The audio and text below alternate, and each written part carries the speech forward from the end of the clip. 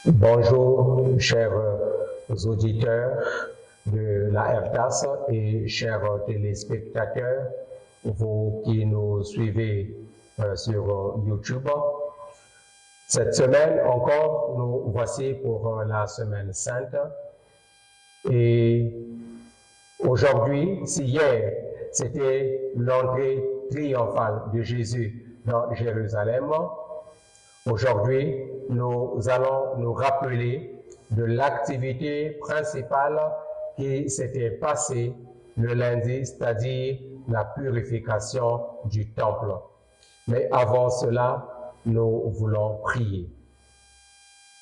Éternel notre Dieu, alors que nous voulons écouter ta parole, viens et parle-nous dans le nom puissant de Jésus-Christ. Amen. Notre thème pour cette semaine sainte, nous l'avons intitulé « La victoire de Dieu ». La victoire de Dieu est notre thème principal pour cette semaine. Et notre texte de base se trouve dans 1 Corinthiens, le chapitre 15, le verset 57. 1 Corinthiens, le chapitre 15, le verset 57, qui dit « Mais grâce soit rendue à Dieu, qui nous donne la victoire par notre Seigneur Jésus-Christ. Mais grâce soit rendue à Dieu, qui nous donne la victoire par notre Seigneur Jésus-Christ. » Amen. Pour ce lundi donc, disais-je, notre thème c'est la purification du temple. Et nous avons comme lecture biblique Marc, le chapitre 11, le verset 11 à 17. Marc, le chapitre 11, le verset 11 à 17, qui dit « Jésus entra à Jérusalem dans le temple quand il eut tout considéré, comme il était déjà tard, il s'en alla à Béthanie avec les 12. Le lendemain, après qu'il fut sorti de Béthanie, Jésus eut faim. Apercevant de loin un figuier qui avait des feuilles, il alla voir s'il y trouverait quelque chose, et s'en étant approché, il ne trouva que des feuilles, car ce n'était pas la saison des figues. Prenant la parole, il lui dit que jamais personne ne mange de ton fruit.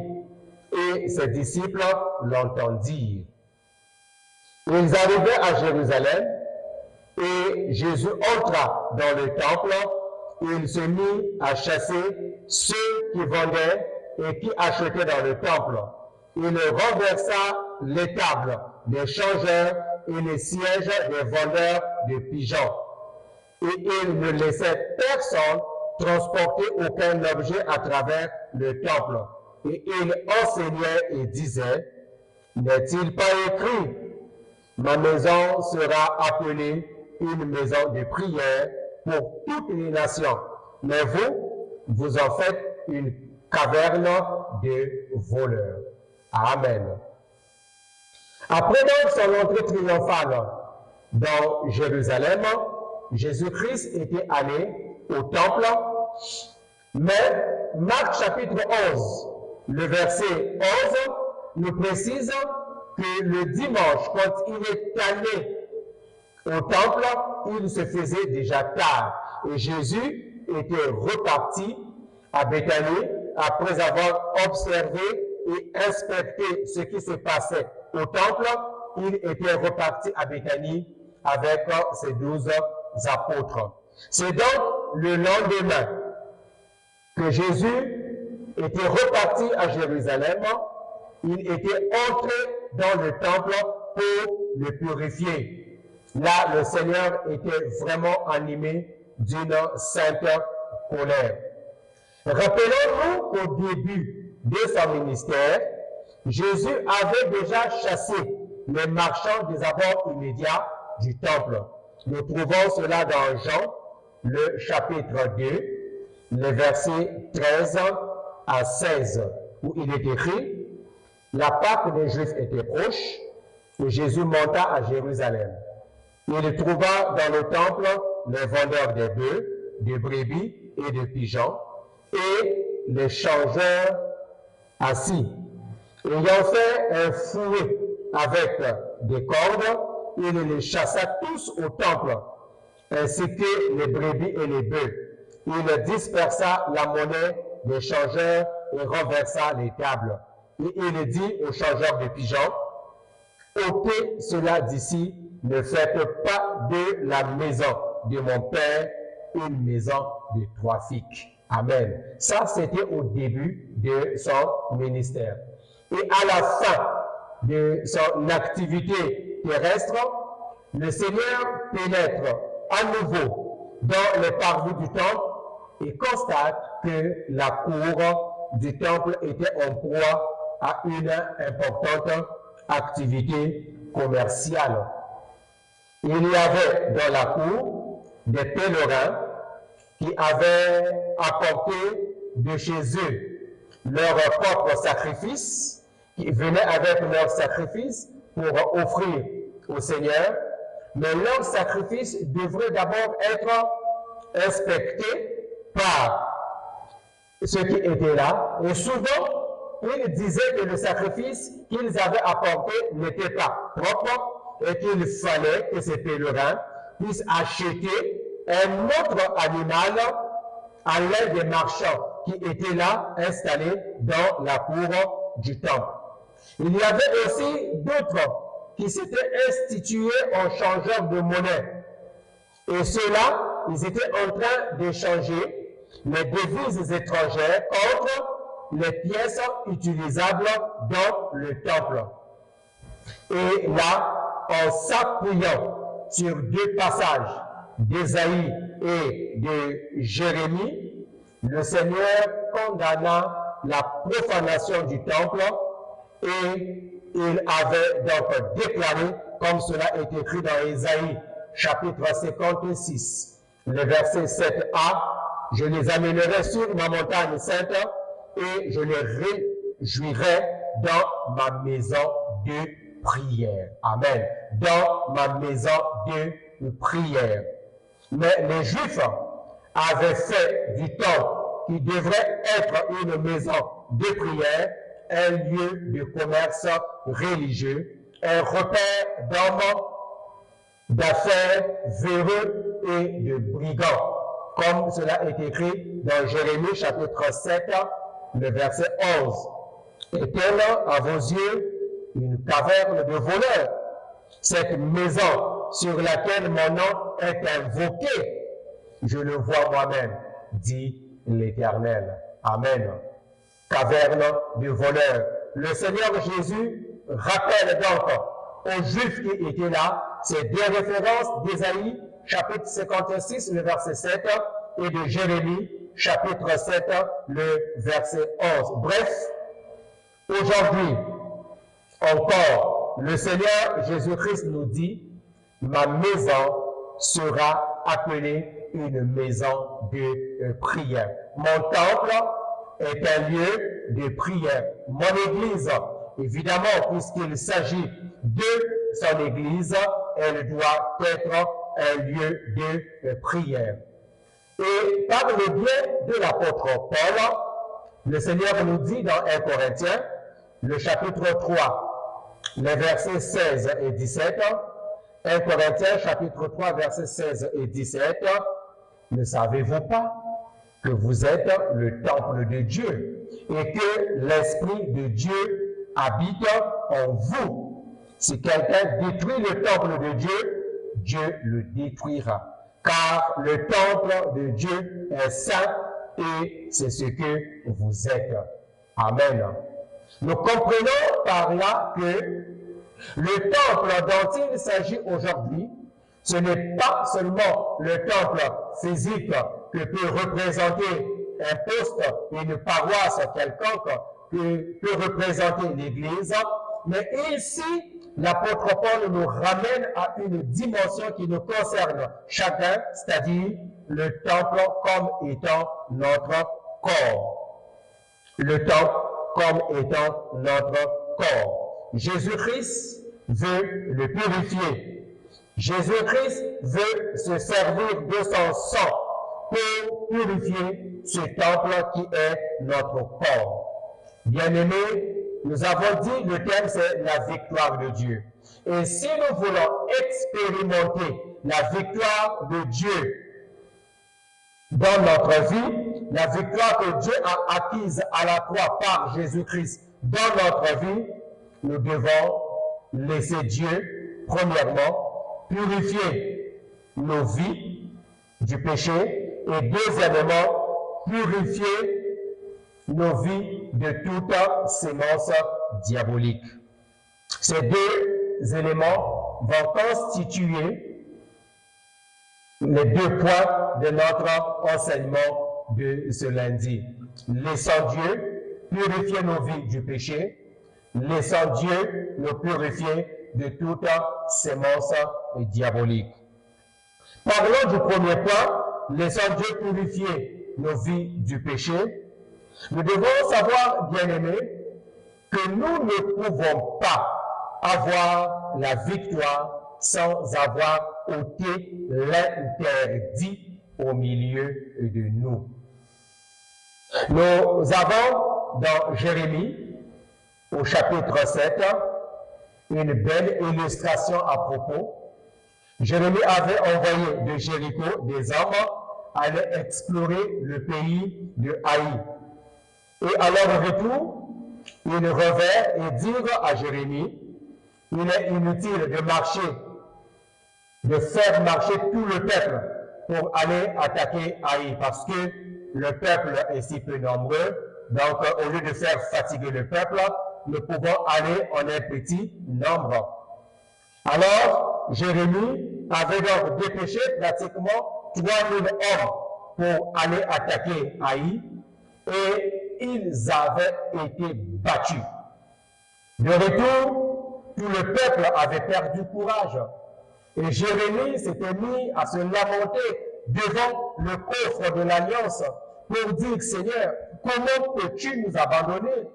Comment peux-tu permettre que les enfants d'Israël puissent vraiment ne plus résister devant les ennemis?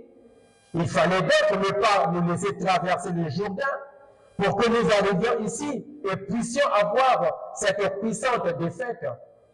Et le Seigneur, il dit à Jérémie, au chapitre 7, versets 12 et 13, il dit, les enfants d'Israël ne peuvent-ils résister à leurs ennemis? Ils tourneront le dos devant leurs ennemis, car ils sont sous l'interdit. Ils sont sous l'interdit. Je ne serai plus avec vous si vous ne détruisez pas l'interdit du milieu de vous. Lève-toi, sanctifie le peuple. Tu diras, sanctifiez-vous pour demain, car ainsi parle l'Éternel, le Dieu d'Israël.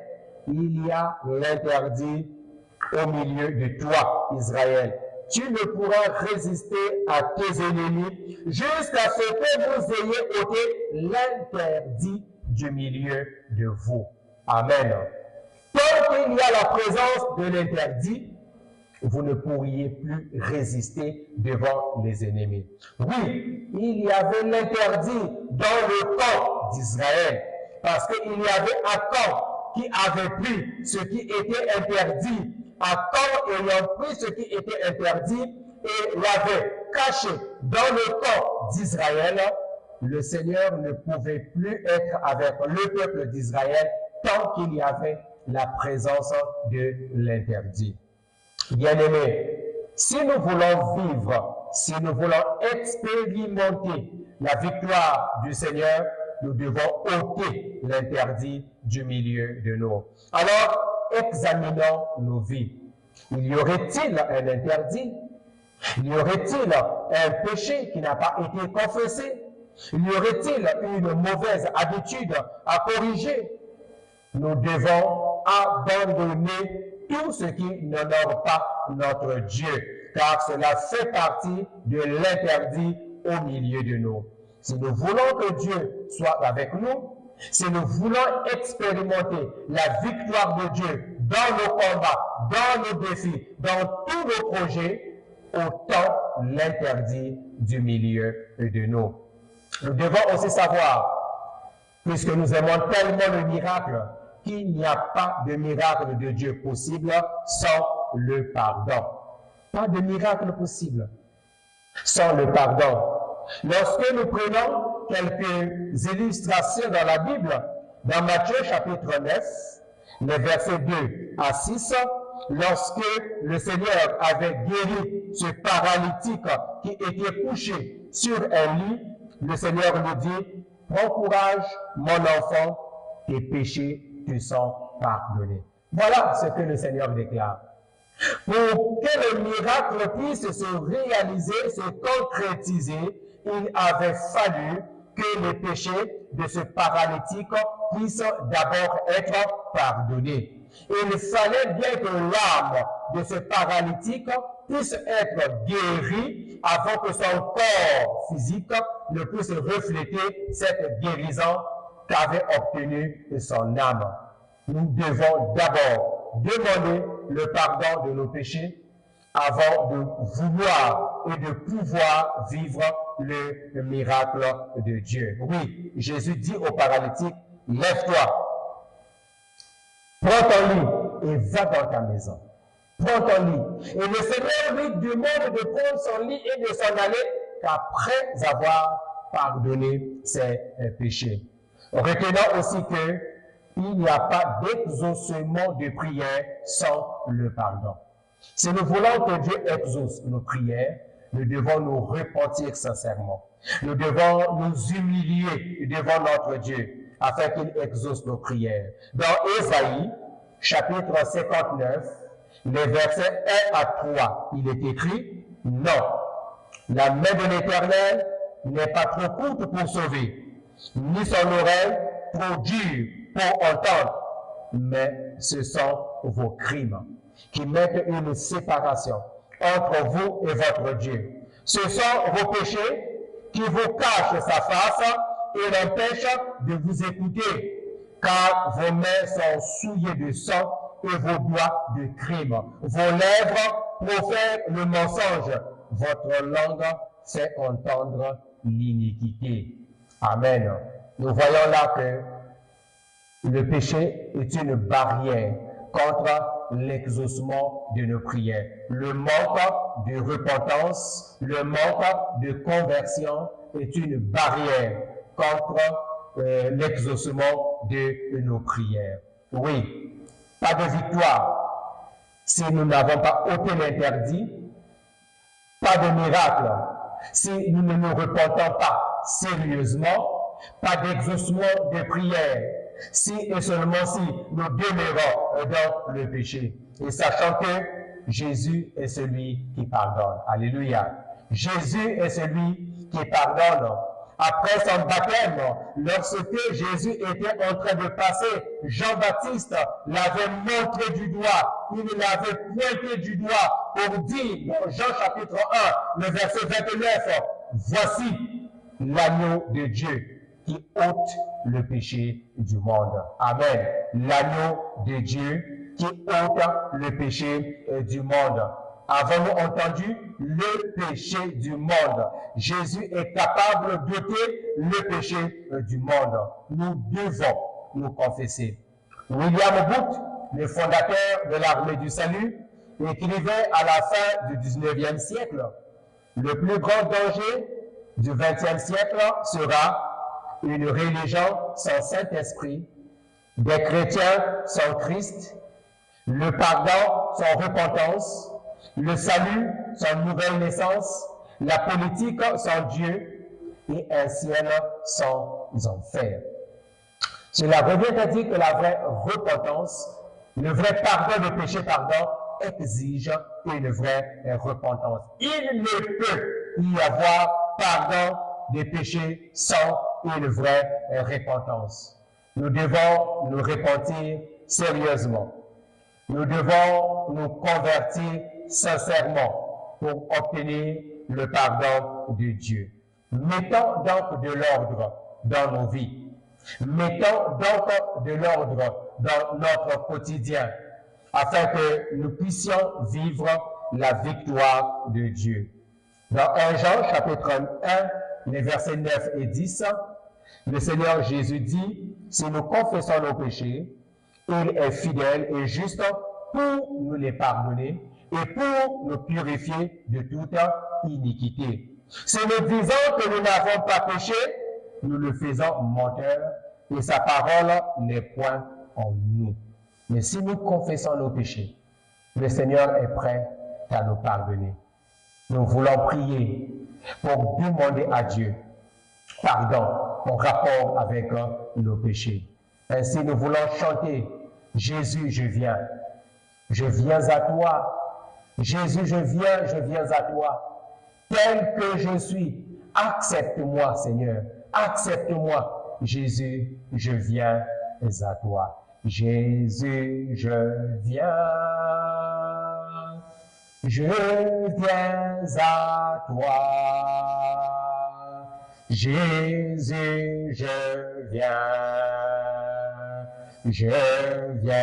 à toi. Ah, tel que je suis, accepte-moi. Jésus, je viens à toi. Nous venons à toi, Seigneur Jésus-Christ, tel que nous sommes, mauvais que nous sommes. Nous venons à toi, Seigneur Jésus-Christ, avec nos péchés, avec toutes nos fautes. Nous nous humilions devant toi, Seigneur Jésus-Christ, pour demander pardon. Pardonne-nous, Seigneur. Pardonne tous nos péchés. Ta parole déclare que si nous confessons nos péchés, tu es juste. Tu es capable de nous faire bon accueil. Tu es capable de nous pardonner et de nous purifier de toute iniquité. Purifie le temple de notre vie. Purifie-nous, Seigneur. Que ton sang, Jésus-Christ, nous lave, nous purifie, afin que tout au long de cette semaine, que nous puissions passer une semaine victorieuse. Seigneur, pardonne-nous. Pardonne-nous. Nous nous reconnaissons pécheurs. Pardonne-nous. En ton nom, Jésus-Christ, nous avons ainsi prié. Amen. C'était là donc le premier point. Laissons Dieu nous purifier. Purifier nos vies de tout péché. Et le deuxième point de notre message, nous devons laisser Dieu purifier nos vies de toute semence du diable. Nous devons laisser Dieu purifier nos vies. Oui, parce que le Seigneur dit que je me tiens à la porte et je frappe. Quiconque ouvre, j'entrerai, je mangerai, je dînerai avec lui. Nous devons le laisser faire. Éphésiens chapitre 1, le verset 7 nous dit, Éphésiens, le chapitre 1, le verset 7 nous dit, en lui, nous avons la rédemption, c'est-à-dire le rachat, par son sang, la rémission des péchés selon la richesse de sa grâce. Amen. En Jésus, nous avons le rachat. Nous avons la rédemption. Le sang de Jésus est un sang qui nous rachète. Nous sommes rachetés par le sang de Jésus. Mais la question que l'on peut se poser, rachetés de quoi? Nous sommes rachetés du royaume des ténèbres. Nous sommes rachetés du royaume de Satan. Lui qui règne par ses mensonges et ses séductions sur le monde. Christ a versé son sang pour payer le prix. Christ a versé son sang pour racheter les hommes de toute race, les hommes de toute langue, les hommes de toute nation, les hommes de toute ethnie. Il a payé le prix pour cela.